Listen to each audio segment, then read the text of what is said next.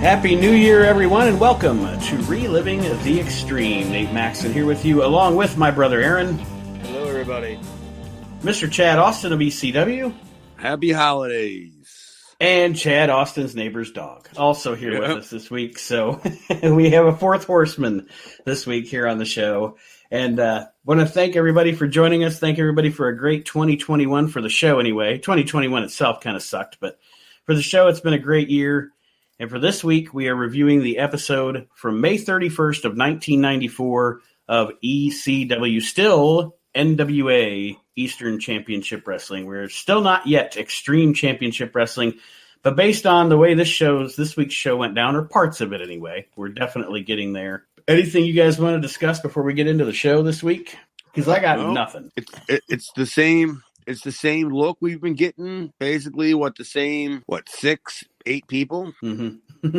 You know, I mean, myself included. I'm not trying to take myself out of the equation, but yeah, it's about the same 6, 8 people. You know, just not even really reshuffled, just recap. Good Lord, they love to recap. I was going to say, before we start getting into the show, and we'll get into why as the show goes on, I do think that the hook for the show from the book ending, and we'll get to that, was good. And the other thing that I had is, man, I miss Joey Styles already. Like, he's been the commentator for this show for like 6 months, and I already miss him now that he's gone with this other guy. Well, you didn't like Willie Scoop Watts? Black Bill Watts Jr. is not cutting it. Black Bill Watts Jr. He speaks in sound bites. You notice that? Like, he doesn't actually say any, like, there's no train of thought. It's just he speaks in sound bites. He's like, Shane Douglas is the ECW champion. Well, that's where I think that, like, since I don't remember these shows when they aired, like, I have a hard time believing the fact that he was on the original airing of it. Like, it almost, like, lends me to believe that he was hired to do it for the network. You know what I mean? While we discuss the first part, I will look it up. I will actually look up that week in the Pro Wrestling Torch at Black Bill Watts Jr. Black Bill Watts Jr. is a real guy because he's been on the show before. Like, he was actually on it. Like, we saw him. Like, he was on the show. Yeah, nobody's saying that he wasn't on the. He's not a real person. I'm just saying it just seems like where is Joey at? They're saying he's on vacation. Really, Joey Styles is on vacation. That's what they're saying. Okay, where does one Joey Styles, an insurance salesman during the week, and an ECW TV commentator on the weekend go on vacation? I have no idea. He's either going to Philadelphia from New York or Connecticut, or he's going back to Connecticut from Philadelphia. Like, I never thought this would ever come out of my mouth, but I'd almost rather him use Jay Sully. Then Willie Scoop Watts? Yeah. All right, so here from the June 11th Pro Wrestling Torch from 94, briefly, Willie Scoop Watts, the temporary play-by-play announcer for ECW, is using that name as a shot at Bill Watts because Scoop is black. And it does say in the TV review from this week in the Torch, the weak point of the show is Willie Scoop Watts, Joey Styles is missed. So there you go. He really was the guy on the horn or on the mic for this show. Well, I don't understand the whole Bill Watts thing, man. Like, that's been kind of like something like a mystery to me. How can the guy be racist? I know. I've always thought that too. Like, maybe because he comes from a different generation or whatever. Sometimes people that are not racist just say things sometimes out their mouth that were socially acceptable when they were a kid or whatever. But who promoted more Black World Champions than Bill Watts? Junkyard Dog. Ron Simmons. I mean, look where the dude ran the biggest shows at. The fucking Superdome. His best friend was Ernie Ladd. The first black booker worked for Bill Watts. Yeah. It's like Nate said, I don't think he was racist. I just think he said some shit that he thought he could get away with saying because back when he was a younger man, you were allowed to say shit like that because people weren't recording you all the time and putting you on like. I can follow along with that because my mom, my grandma was the same way. Mm-hmm. There were certain things you could and could not say. It wasn't like she walked around just dropping M-bomb. Mm-hmm. But she could say some things, you know. Yeah, It's like that's just the way it was. That's just crazy to me. Yeah. Bill Watts. Yeah, I was gonna say that Bill Watts as a racist has never ever held water for me. I just think that's the style of person that he was, and you could just get away. Like he even said that when he was driving Ernie Ladd and his wife around, like Ernie Ladd was in the back seat, and it said, "I always wanted a big fat honky driver." You know what I mean? Like, so it's like that's just how those guys were. You know what I mean? Yeah. And I just think they took Bill Watts and they put him in a corporate environment, and you can't do that. Yeah, I guess you're right, man. Especially when you're like, as well as Turner Enterprises was ran, it was also that much more undermanaged. You know, chaos all the time because all it was like micromanaged to death. And you know, I mean. I know a lot of companies. I can't say that I've worked for because I ain't worked for a bunch of people. But, you know, I work for companies that have like their like, you know, HR and all the other stuff. But, you know, I've seen stuff go, you know, like little, you know, kind of horseplay, you know. Right. Yeah. A falderall. It was like taking a grizzly and putting it in the middle of Kmart and thinking something's not going to happen. You know what I mean? Like, it's going to be a tragedy. Like, something's going to get destroyed. And that's what it was when they put Bill Watts in a corporate environment. Something's going to happen. And in somebody's book, didn't they say he used to piss out the window of his office, like he was on the 8th floor or whatever, and he was trying to get out the window. He was trying to get fired. He didn't want to quit because if he quit, he annulled his contract, and so he wanted to get fired. So he had like a meeting, and he told the board, "Hold on, guys," and went out on his deck or out on his balcony or whatever and pissed off the balcony while the meeting was going on. Is that where like Seinfeld got the inspiration for the episode where George was trying to get fired, where he wipes the strawberries all over Babe Ruth's uniform, and then he's dragging the World Series trophy around in this parking lot? It might be. That's why there's some of them weird signings in the time that Bill Watts was there, because he was telling guys, Tony Atlas. He's like, I don't think I'm going to last very long here, so I'm going to sign you now and get you on a contract, and then they won't be able to get rid of you. They can get rid of me, but they can't get rid of you. You know, they'll still have to pay you. So he's signing people that he liked to get him deals and shit. Yeah, he's like, watch this.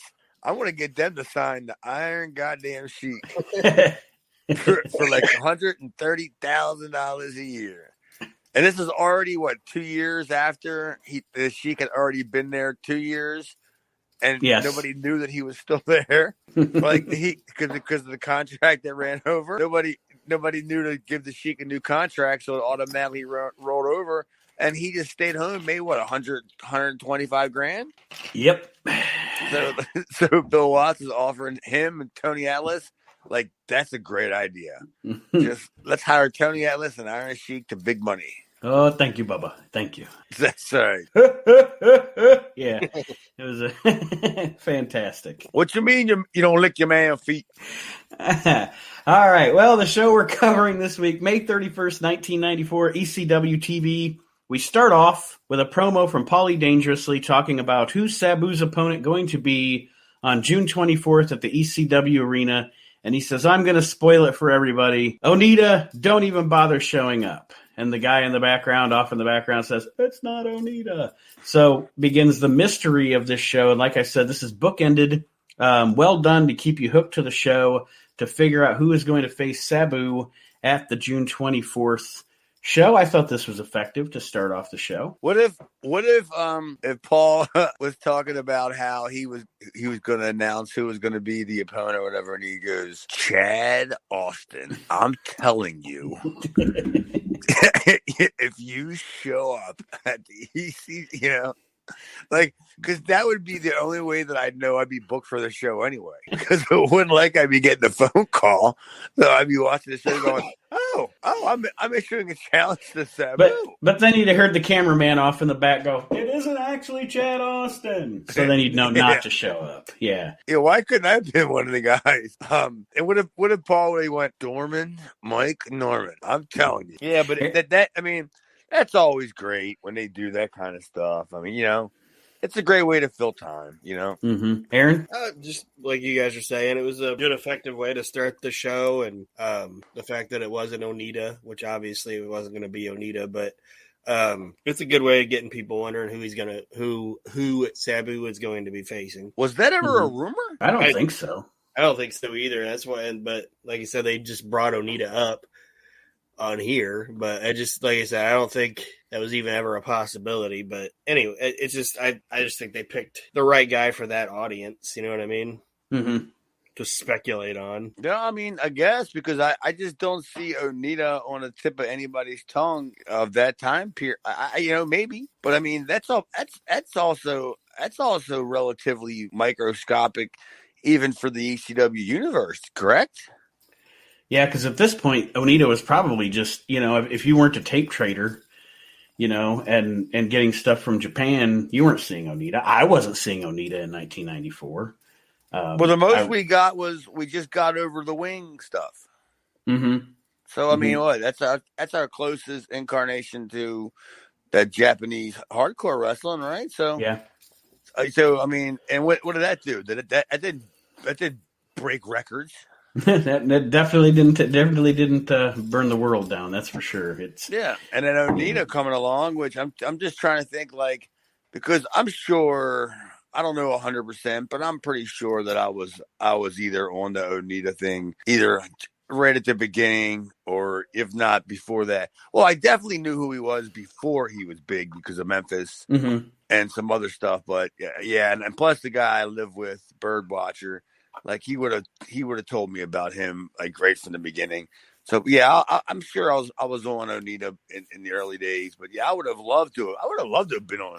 Like I might even go do that show in February, I think it is, that Onita's going to do versus Bubba Ray. Yeah, I heard about that. Where is it at? I might try to weasel my way onto that show. The show opens here. We go from mentioning Onita, to seeing Sal Balomo. Scoops Watts is commentating as Sal Balomo enters the ring, telling us that we're going to go back to footage of a match between Rockin' Rebel and Tommy Cairo. Oh, good Lord. Which Tommy Cairo wins, I believe, with a not a backslide, but a sunset flip. And you mean the same match we just keep seeing? Pretty much. It's a different match, but it's the same. But where is it from? Same guy, different pants. But where is the match from? They're saying it's from before it was basically the dark match of this taping that they're at. Cabrini College? It was a dark match from Cabrini College, you said? It's old heat, that's for sure. This is old stinky heat between the Rebel and Tommy Cairo. Like I said, Cairo wins the match. Sandman comes out and attacks Tommy Cairo, and also does Woman Appear. And Cairo gets juice. Little beat down by the Rockin' Rebel and Sandman on Tommy Cairo. Of course, Willie Scoops Watts is talking, as I said, in sound bites about the upcoming Singapore Cane on a Pole match between Cairo and Sandman. Aaron, anything on this whole deal here? I wouldn't have thought, in 1994 and it's 2021, who would have thought Sandman and Tommy Cairo would have been the two people that were still alive? Well, I would have thought that you were saying in 1994 that it would be okay for a guy to pimp out his wife or something, or have another guy beat her or something. Yeah. What was the deal? What was this? What was Sandman just yelling? Like, just pay your bill. Yeah. Get a job, Tommy Cairo. Yeah, that's a little bit. Pay your bill. Like, I'm almost blaming Sandman for letting the dude run up credit on her ass. And he hasn't even raised the price. It's still $75. It's been there's no inflation here at all. There's no interest in about a month. It's stayed at $75. Yeah, and believe me, there is no interest. The match that Balomo is headed out for. Yes, Sal Balomo is still here, folks. Our man Sal against Don E. Allen here. And this is where I wrote down that Scoops Watts talks in sound bites, because through this whole show, through this whole match, it just literally sounded like sound bites. None of it actually went together. He said the Sandman 5 times in a row. At the beginning of each sentence, he said the Sandman who likes to use the Singapore cane. The Sandman who has a problem with Tommy Cairo. He just kept going. It's like, Jesus Christ. Black Bill Watts Jr. is a fucking train wreck. Black Bill Watts Jr. You can't call him that. I mean, we're trying to get sponsors on this. I mean, Aaron, that's kind of how like this whole revenue thing works. I mean, we put out a pretty good show every single week where we describe the show. Therefore, people who listen, people that would sell stuff or want to run ads on our show, but you're just calling them Willie Scoop Watts, Black Bill Watts Jr. Like, that's not going to work. Just being descriptive. Yeah, of course you're being descriptive. How about you come up with another way to describe him? He's not the Black Bill Watts Jr. Because we don't even know if Bill Watts has another, if there's another. That's the funniest thing about it is that that alludes to the fact that there is a white Bill Watts Jr. Yes. Joel or Eric, right? Oh yeah, and then Willie. And then Willie. Could you imagine here at the end of UWF when it's barrel, and it has like the Joel Watts, and then all of a sudden it says, "And Willie." What you talking about, Willie? Yeah, I'm sure that's what Joel would always say. What you talking about, Willie? Well, now we got that out of our system. Does anybody have any actual notes about this match? Because There's a sign that said "Who farted." Sal Donnie? Yeah. Said "Who farted." No, I got no signs. I know I saw the sign, but no, I got. It was just a basic squash. This is some things that Scoop Watts says about our man Sal. All right. He says he's a rotund native of Italy. There are many of those. And then he said, all kidding aside, Sal has spent thousands upon thousands of hours helping out all across the country at different children's hospitals. The children just adore him. So who's paying for all this? I don't know. It's like he just shows up. What is he like taking independent bookings in like random areas just so he can go work for the kid? It's got to be he's got to bring his little fucking square wheeled Tinker toys that he makes in his little basement. You only take bookings in towns that have that McDonald's house at it. The Ronald McDonald Miller house? Yeah.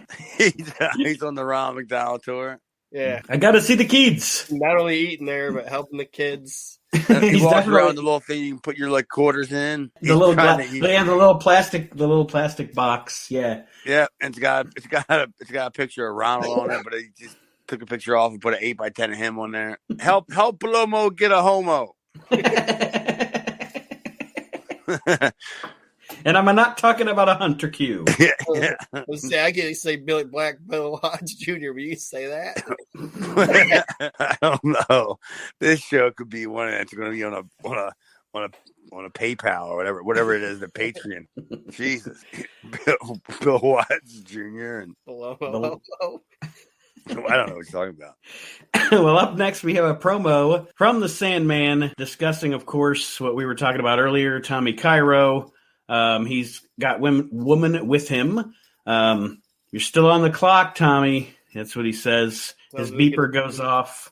Woman asks. Go ahead. He tells him to get a job at Burger King because he can make $5 an hour that way and still have money left over after he pays him back. And then Ty Gordon pages them. Yes. He gets a page from a client, quote unquote, and woman says, "Isn't that Commissioner Gordon's phone number?" And that is, and then he, at the end of it, he just blurts out once again, no specific job, just get a job, Tommy Cairo. Get a job. Yeah, he works for ECW. At one point in this episode, I don't remember, I think it might have been during the Belomo match, doesn't Scoop Watts also say, if you're looking at the greatest sports rivalries of the past year, you have to include the Sandman and Tommy Cairo. Who's looking at the greatest sports rivalries in the past year? I don't know. Apparently Bill Watts' kid. Willie Scoops Watts. All of a sudden now he's blind. I don't know. I don't. Yeah, I don't. I didn't catch that. I'm not even sure if we watch some of the stuff you're recapping. I don't have anything on the notes of. Like maybe it was. I just got a different version of it. Like it's none of this stuff sounds like I've watched. Because I got to think about the Sandman, and then the next thing I got right then is Taz and fucking poor Kyle Shearer. Yes, and that is the next thing on my notes here. Taz is, and that's a good description. Poor Kyle Shearer here versus the Tasmaniac. It's quick, it's effective. I put here Taz is featured. Taz's abilities are featured here, by beating the shit out of Kyle. Too bad his brother Keith didn't come down to help him. Yeah, say where was his fucking jabroni brother? Should have been out there to help him out. Well, his jabroni brother was in the ring getting beat up by Taz. That's the best. You're like, why wouldn't Joey Styles? Where's Keith? Make them part of the show all of a sudden when there's only one fucking dude. Yeah, that was a pretty good squash match, right? I thought it was. I thought it was effective in getting Taz over, and showing his brutality or whatever you want to call it. Because I know Scoops during this match also mentions the fact that Taz is indicative of the hardcore style of ECW, I think were his exact words, which is good that he knows a big word like indicative. But somebody wrote it down for him. Paulie wrote it down. And he broke it down. Say it again. Yeah. Say it again. Indicted? No. Say it again. Indicative. I can hear it now. So this match, again, like I said, effective squash for the Tasmaniac. They're also talking about the fact that the Tasmaniac on the 24th will be facing, we're continuing this feud with the Pitbull, this time in a dog collar match. See, I didn't see this either. A dog collar? No. There's the dog collar match isn't on this show. It's kind of, they were hyping that there's going to be a dog collar match between the two guys on the 24th show. Well, I didn't see that either. Yeah, he definitely mentioned it. Because I thought in my head, this feud was over. I thought we were done with it. I know, it was wishful thinking. Yeah, it seemed like Taz got his measure of revenge at When Worlds Collide. After you eat the guy's manager and then pin him, I think he pretty much won the feud. I thought they were building towards a Taz match against Willie Scoop Watts. That's what I was getting at. I was just like, what's going on here? But and then you said it's a dog. See, I don't remember hearing anything about it. I got nothing written down about a dog collar match. Yeah. Most definitely. Maybe you were just tuning out because honestly, his voice and the way he speaks doesn't exactly, pull you in to want to hear what he has to say. So that's a possibility too. Aaron, did you have anything else on this segment? No, it was what it was. You got Taz over and let him talk about the feud that's going on between him and Kyle Shearer. Yeah. It's setting ECW on fire. The next thing that I saw here, you bring that brother Keith. What? Handicap match. Yes, you bring him here. Bring that here to my dojo. You get your brother Keith. You and Kyle. Oh, you two against me, brother. They should have set it up as a way to get rid of him eventually as a storyline that he had been getting 2 checks from the office the whole time and just pretending to be 2 different people. Yeah. And Joey Styles is in cahoots because Joey Styles would be the one that knows that there isn't 2 guys. He's the one that would be like, wait a minute, he just wrestled. So now we just figured out why Joey is mysteriously gone. Because he's secretly employing Keith Shear. Maybe that pilfering of $25 a week is killing him. Oh my God. Jeez, oh whiz. The next thing that is on the show here, I was very happy to see just because I love it when I get to hear Aaron and Chad Austin talk about JT Smith. And this was an extended segment with JT Smith. Take it away, Aaron Maxson. Well, I'm a little under the weather, so I don't know if I can wholly do the voice, but he talks like he has a peanut allergy and he just ate something that had peanuts in it, and he wasn't aware that it was happening. See, and I thought that he sounds like he eats a lot of fish that have bone in, and it sounded like he had a piece of bone stuck in his mouth. He ate peanut butter fish. Yes. He's like, my begod be. And I wrote this was a doozy. I mean, because you got JT out there in the camera. It's just his big, beautiful black face in the camera. And he's all handsome. I wrote down when he started, the first part of the promo, the way he was sitting, he looked like he was ready to get a glamour shot. Yeah, with an Owens Mills kind of picture.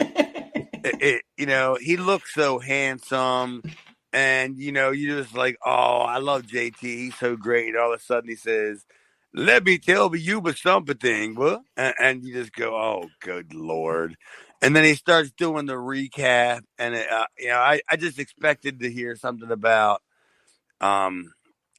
come to fucking Aunt Mamby's house. That's what I expected, and and that's not exactly what we can sit around and joke about it, but at the same time, that's what they're airing on the television. You know what I mean? Yeah. Like, it's not meant to be like racist or hurtful or anything. We're just making fun of it. We're just kind of just goofing on it. But at the same time, it's like, how are you going to expect people to get behind this guy when he's out there and he's just like, my dog be lick but your dog be's balls, and people got to decipher that shit, and it's brutal, but at the same time, it's fodder. I'll laugh at it because you can get more mileage out of the heels going, I don't know what the fuck this guy's saying. They can say he's like the next Thunderbolt Patterson. He's Thunderbolt Peterson. He's Lightning Bolt Patterson, yeah. He's Rowboat Patterson. Essentially the gist of this, folks, is they're showing, like Chad said, they show clips of things that we've seen over the past 6 to 7 months with JT Smith. This story that they've been trying to tell with him that just never comes together. I mean, honestly, it never comes together. And this guy has like the longest knee injury in the history of wrestling, and he's wrestling. Well, he has the longest knee injury that he's wrestling through in the history of wrestling. And it's the most start-stop fucking thing this company's done so far. Mm-hmm. Yeah, I have that like some shit doesn't work, and they just get rid of it right away. Like, okay, that's gone. We don't see that no more. I had that written down too. I said it's a little bit too much a start-stop for me to really get invested in the JT at this point. He doesn't finish any of his feuds with anybody. Like, they never finished him up with Terry Funk. And this thing, he was just like, I decided that Terry Funk was right. You know what I mean? That's the only way he did it.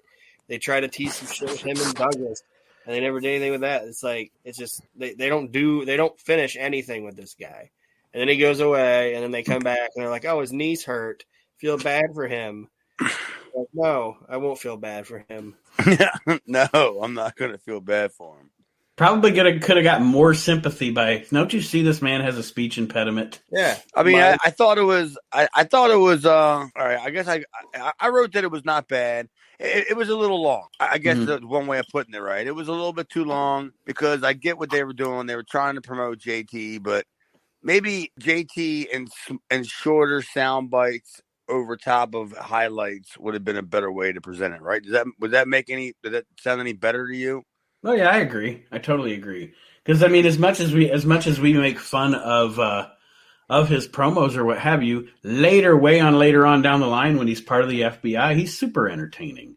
As the idiot that thinks he's, you know what I mean? I mean, he does a great job with that later on, which we'll get to that later, as time goes on. I'm not even saying that he's not entertaining here. I'm saying that it's like, if you're gonna go with it, go with it. Don't do all this shit with him, like with Terry Funk and everything, and then just cool him off, and then bring him back and do something with Shane Douglas, and then just cool him off again. It's like, if you're gonna do something with him, do something with him.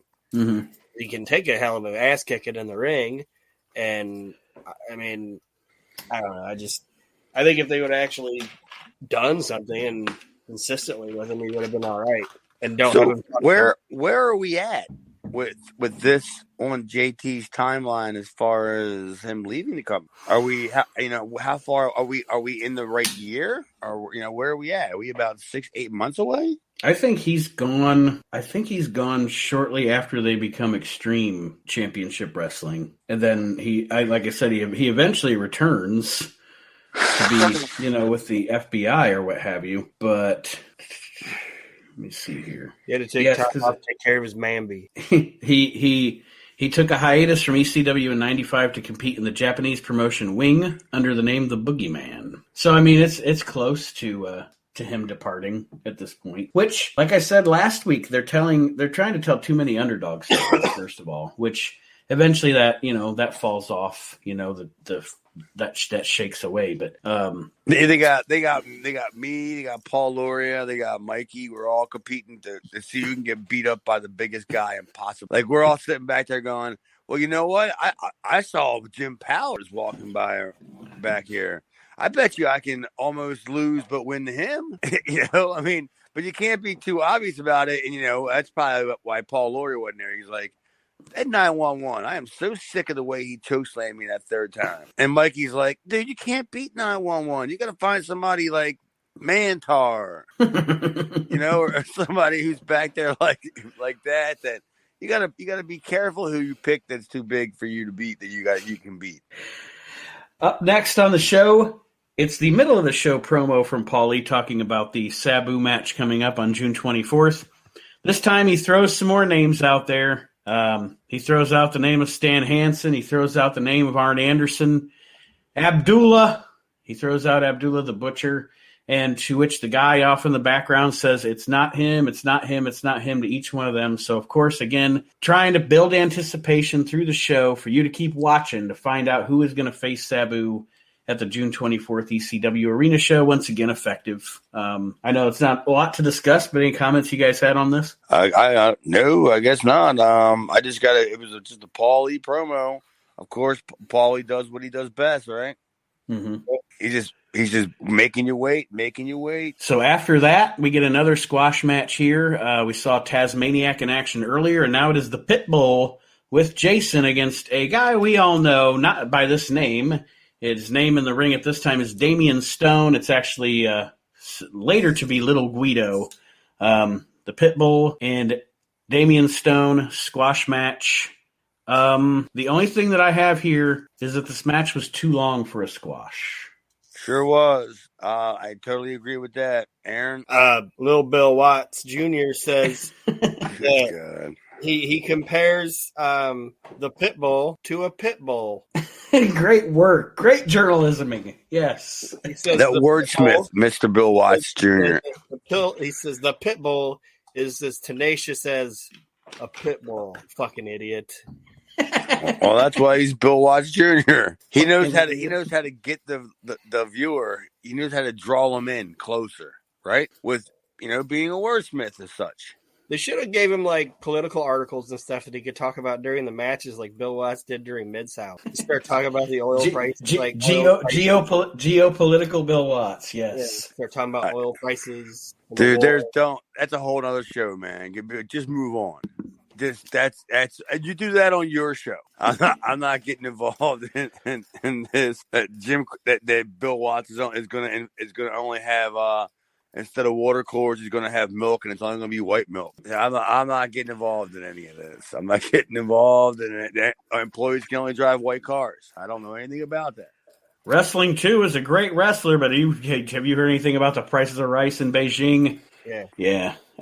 We get a highlight video for the TV champion, Mikey Whipwreck, and then a highlight video for his opponent next week on the show, Mr. Hughes. Mikey's WWF or WWE Network theme is a real song. It's really bad. Did you Shazam it? I Shazammed it. It's called Eyes Popped Out by Chris Gallstone. Chris Gallbladder? Gallstone. Yeah. You didn't happen to Shazam that Mr. Hughes music, did you? No. Oof. All this music is just, oh, God, man. It's horrendous. It is. It's just completely just, it just takes anything that you think was halfway decent out of what's not even close to being halfway decent. Okay, well, this wasn't that bad, but let's look at how they got into the ring. Oh, my God. The music was just brutal. And then sometimes it's extra fucking loud, too. Like, I don't know. They must have had, when they remaster or do whatever they did with these shows for the WWE Network, they must have had, like, their worst editors working on these shows because they pick the shittiest music. They play it too loud. Yeah, so absolutely agree there. Oh, of course. Yeah, they Public Enemy shit's always fucking, blowing the roof off the joint. Is that because you're supposed to think that that's how loud it's supposed to be? And ironically, it's the same crowd noise. I can't believe it's the same crowd from Saturday Night's Main Event in 1989 because it's the same crowd overdub. Right. But yeah, it's awful. But yeah, we got Mr. Hughes and Mikey next week on the show apparently, and then, ladies and gentlemen, boys and girls, it is time for our main event here. on the show. It's not the last match on the show, but it's our main event. It is the ECW champion Shane Douglas against our own Chad Austin. Main event on any TV, whatever, in Philadelphia, I guess. I don't know. Who did I beat who did I beat to get this deserving spot? The Pitbull. Pitbull? Yeah. It was. Yeah, I think you earned it when you upset the Pitbull like 3 months ago. Yes. 3 months ago? So my whole entire title shot thing was 3 months in the waiting, and then that's the shape that I got into. Oh fuck! No wonder the match ended in such crisis. Aaron, I don't know. You guys go ahead and you tell me what the fuck you saw. Aaron, you first. Oh, you're gonna take turns? I mean, I saw a match that was like, I hate saying like was what it was, but it was a match that was what it was. You guys did all right out there, and it didn't bring the house down or anything like that, but it wasn't bad. I don't know. I thought there was a hope spot in there. There were. I had two questions for you, Chad. One. But first, I did think it was funny during the match that when Shane was in trouble, he called for Sherry, even though like a month and a half ago he sent Sherry packing off to Jamaica or whatever the story was. I thought that was funny. But the first thing I wanted to ask you was what was he like to work with? Was he all right to work with? Was he a jerk? Was he down to earth? Dude, Shane's always been great. Like he that laugh that you hear on TV kind of thing. Mm-hmm. He kind of does that. Like it might not be as pronounced as it is when he's on camera, but it's still the same kind of laugh. And then he would literally he's like a lot of guys that you probably wouldn't think would be like, well, what do you want to do? And that's always the kiss of death for me. Like, basically I want to put you through a table. You know, I want to set you on fire, set you running down the streets of fucking Indonesia, you know. I don't know, while we're chasing you with a bunch of pachyderm. That's what I wanted. But granted, we can't do that. Is there any chance that, can I get a tap out? You know, no, that's not happening either. So you kind of got to be realistic, right? Yeah. So what am I going to say? I'm like, whatever you want to do. Right. Like, you know, I mean, I don't know if there's anything planned, like an angle, you know, or a spot, or like, you know, but luckily for me, was there anything? There was a hope spot. There was a roll up hope spot in this match that you did get. But the part I wanted to ask you about, and you honestly, you might not remember, it was 25 years ago or 26 years ago or whatever. But there's a spot like right before the finish. You get him on the turnbuckle, and you go up to the second turnbuckle to do the 10 punches to the face.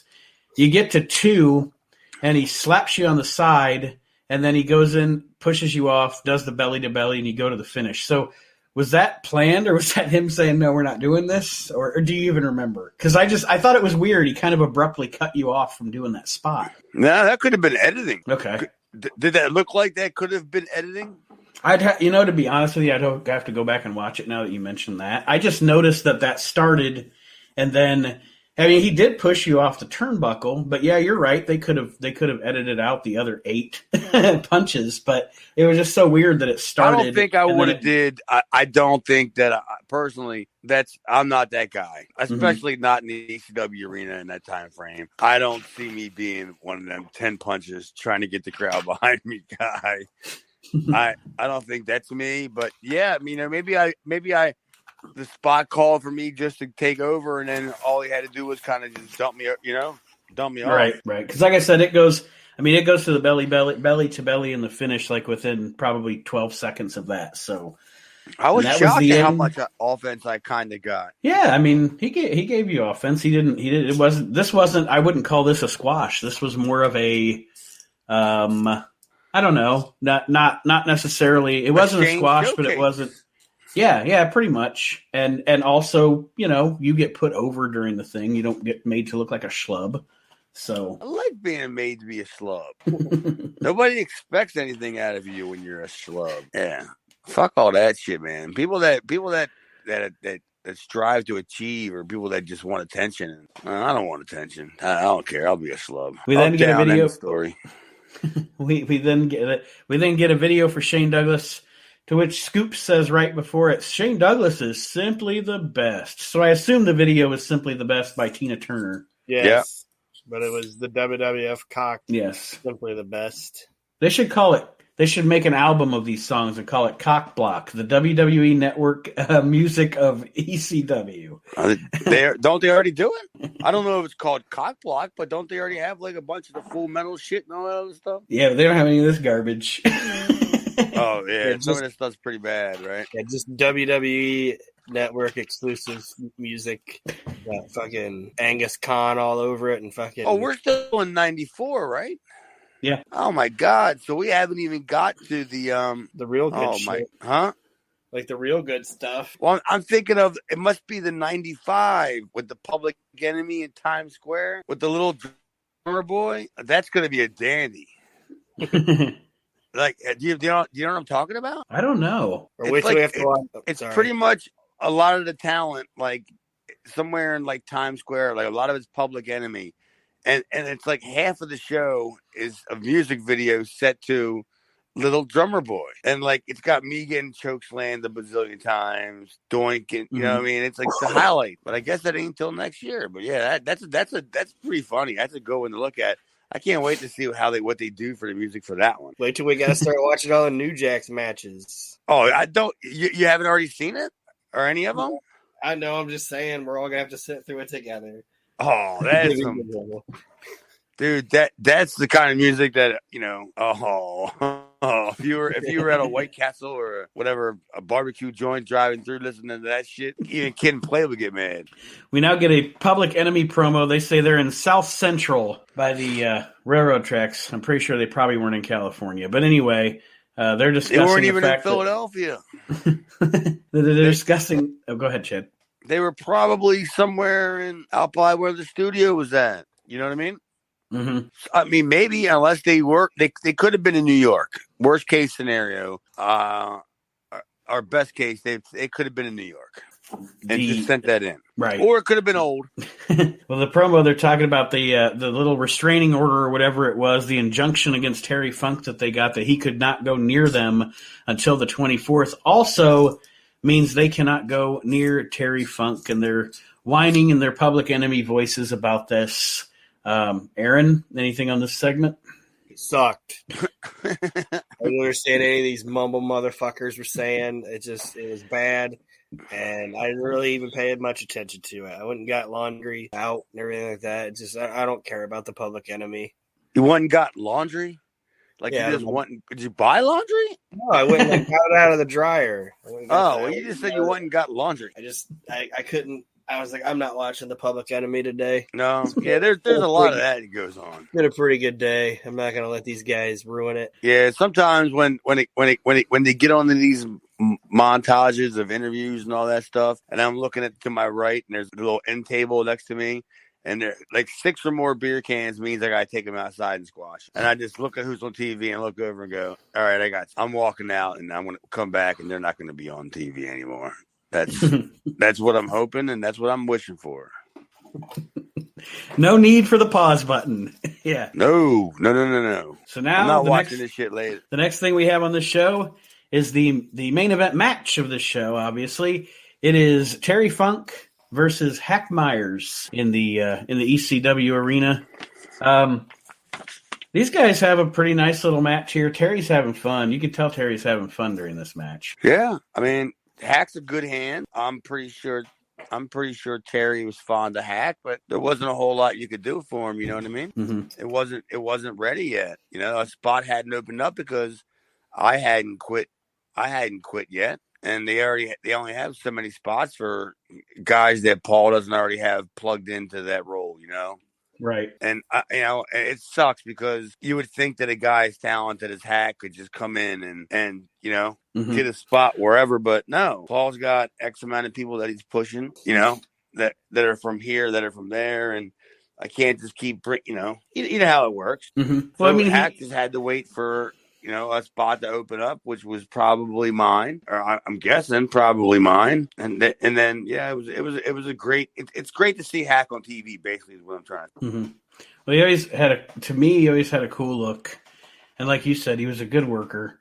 And He was definitely like, I think he was better than the success he had, if that makes sense. Like it just didn't, I don't know. I know you knew him personally, so I don't know if there were things that were holding him back that I don't know about, but he just, to me, he always seemed like a guy that could have been a bigger deal, and just it never seemed to happen. Didn't know Not that he politics. didn't. Okay. And it wasn't even and at the time it wasn't even I don't even want to say it was a thing. He just didn't know what to do to get him further. You know, To keep himself on the radar. Yeah. You know, it was like he to look like that's one thing, right? Right. You gotta wake up every morning and, like, you know, what if you work at Rite Aid or whatever you do, and you got to commit to that look, you know. So obviously the guy wants to be a pro wrestler, and he's going out of his way to do that shit. But when you where you live at, and there's only maybe just 3 shows a month, you know, is that worth it? Maybe he should have reached out and looked at, like, at the time Memphis was running, right? Yeah, yeah. But I don't think Hack had the resources, the knowledge. I'm not even sure if I helped him or not. I could have easily have sent a tape for him to Jarrett or Lawler, because I sent a bunch of tapes from various people down there. I mean, Cornette was going on at the time too. Yeah, Cornette could have been another avenue. Yeah, I mean, Cornette brought in me. He brought in Boo Bradley. I mean, I don't know, Boo hadn't been in ECW yet, but I mean, he's the similar kind of look to Hack. You know what I mean? It's not like Corny's going to look at Hack and be like, "Oh, he's not a body guy" or whatever, because Jim didn't give a shit about that stuff. I think. Yeah. Plus, you could have put Hack with a manager. Yeah. Because Hack, in my opinion, wasn't the greatest talker, because his gimmick didn't require him to talk. Yeah.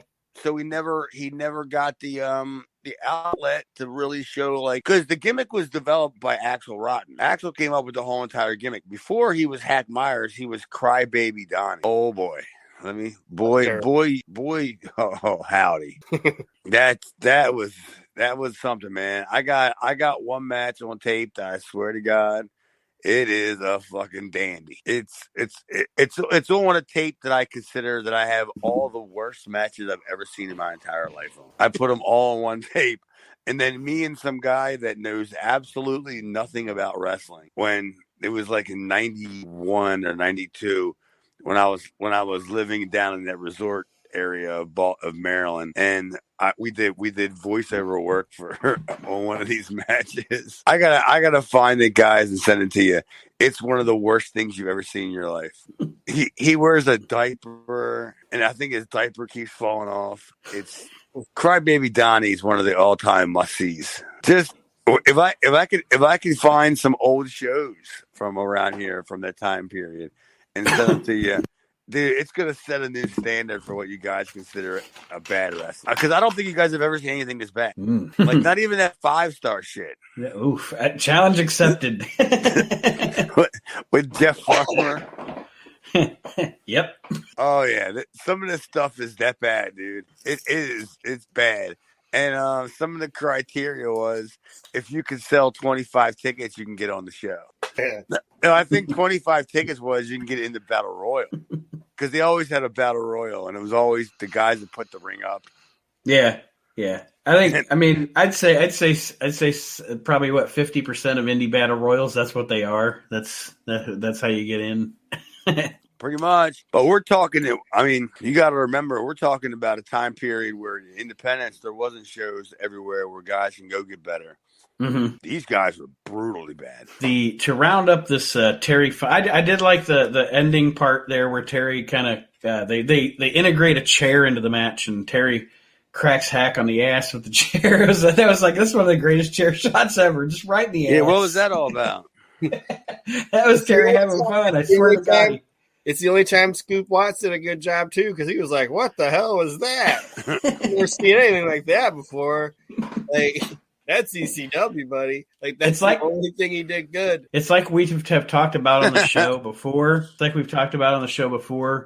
Terry Funk was good enough and brave enough to try anything, and had the ability to make it look good and make sense. Like, he would do the craziest shit, and he'd be like, "You know what? Makes perfect sense." Yeah. I mean, I never I never had the opportunity to ask Terry for any advice because I was never in a position where what would I need Terry Funk's advice for? I kind of know where the hand goes around the throat. Then I jump up when the guy picks me up. You know what I mean? Yeah. Like, Terry, how should I brace myself for a landing of 911 choke? No, that wasn't going to happen.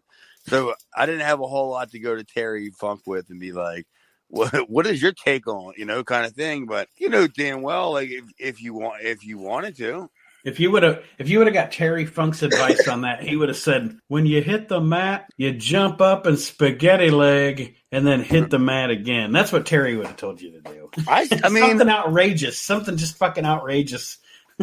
I stole so much shit from Terry Funk that you guys have never seen much of the body of work of stuff that I've done. Mm-hmm. But I've done, the spot where he falls through the ropes. Yeah. Dude, that was a main staple of my arsenal. And the deal where he gets his feet caught on the ropes when he falls through? I love that. And then the referee walks over and kicks the ropes off his feet, and then he falls on his ass. Like, that's a West Virginia, like, fucking must. It's like being a midget, not doing, like, the referee spot if you're in West Virginia. So I did that. I do that that spot where the babyface makes the comeback, and he pounds you, and then you do that bump through the rope, kind of like the middle rope. Yeah. Like that kind of spot. Like, yeah, because Terry made everything not look like it was a spot, like yes. He took unorthodox bumps and he knew how to take them safe. And then I've never had an injury. So apparently I learned from somebody that's pretty decent, right? Mm-hmm.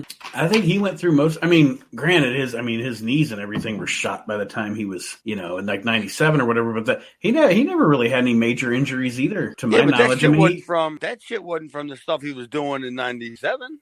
No. That was just from the circumstances of what he was doing in 80 and 77 to 81.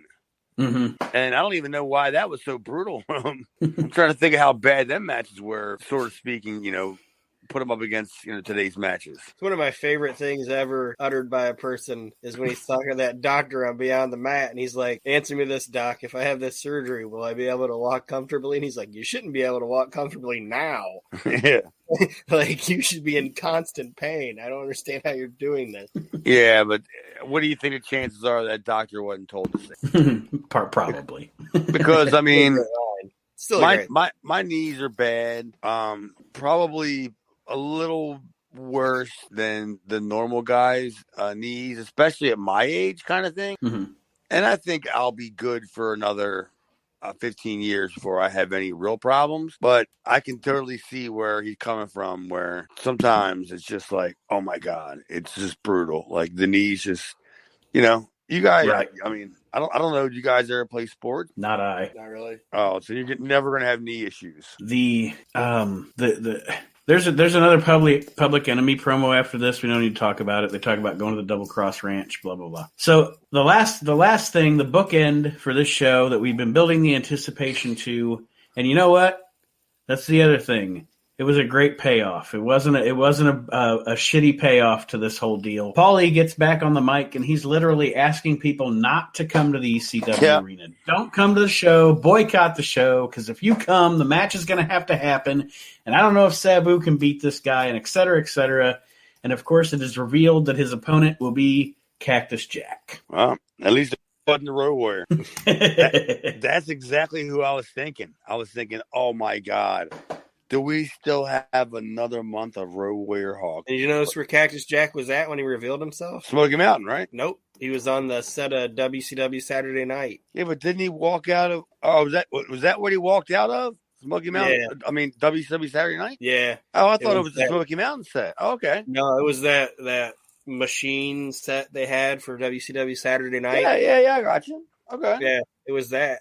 So, I thought that was kind of cool. I'm like, all right, well, they shot a segment for ECW on the fucking Atlanta soundstage. I think this is I guess that goes back as part of the deal, right? Yeah, I was just going to say, I think this is the last make good WCW had to do for the lawsuit. Well, have we had Tully yet? No, but Tully didn't have anything to do with WCW though, because he wasn't even No, there. I understand that, but I mean, have we had Tully yet? No. Oh, okay. Yeah, So Tully's still not working anywhere. No. Okay, I got you. This is just that last thing that Eric had to do to fucking appease Paul, so Paul would stop being a pain in his fucking ass. Stop the lawsuit.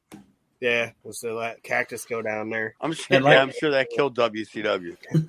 Well, like I said, I think a satisfying payoff to the hype throughout the show, and we all know the good shit that's yet to come with Cactus Jack and ECW, and we will be able to cover that in the future. So overall, guys, what do you think? What do you think of the show overall, beginning to end? I mean, look, the commentary was rough, but the show I don't think was that bad, really. I mean, it was decent. You had squashes that served a purpose.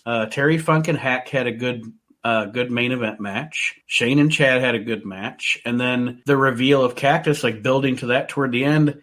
The commentary and the Public Enemy are probably the biggest issues in this show for me. Oof. Well, you're trying to drag it back down then. All right, I'll quit beating it up like that, like I have been. I would say it was for what it was a C. Mm-hmm. Like I saw aspects of it that I liked, and you always want to see the improvements, but I can't sit here almost 30 years later and tell you how to improve it. You know what I mean? Right.